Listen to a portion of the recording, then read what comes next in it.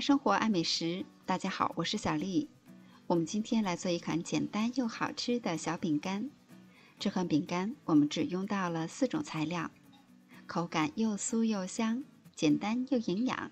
方法也是一看就会。下面我们开始吧。我准备了125克的核桃仁儿，我们把它打碎。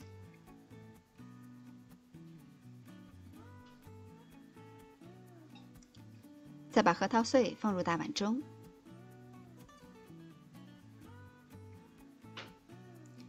加入30克的红糖，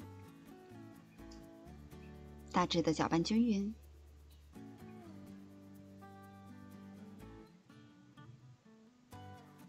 这第3种材料就是半个鸡蛋液，我们要用鸡蛋液来调节它的干湿程度。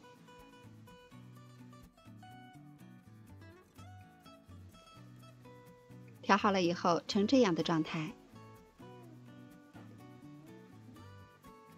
我们可以戴上手套，直接揪下来一块，把它团圆。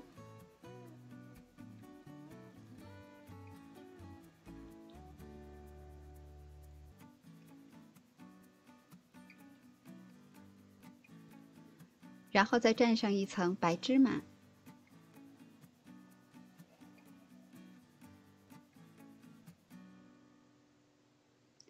把做好的生胚都摆放到烤盘中，我们可以用手把它压一压，压得稍稍薄一些，这样烤出来会更加的酥脆。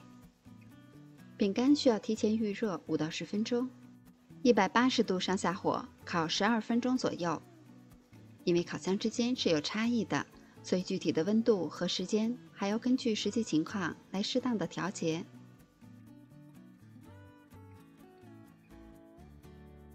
这款小饼干不论是用料还是做法都是比较简单的，很适合我们在家里做，无油少糖的，适合全家人食用，吃到嘴里又酥又香，好吃又营养。喜欢的小伙伴们也可动手试一下吧。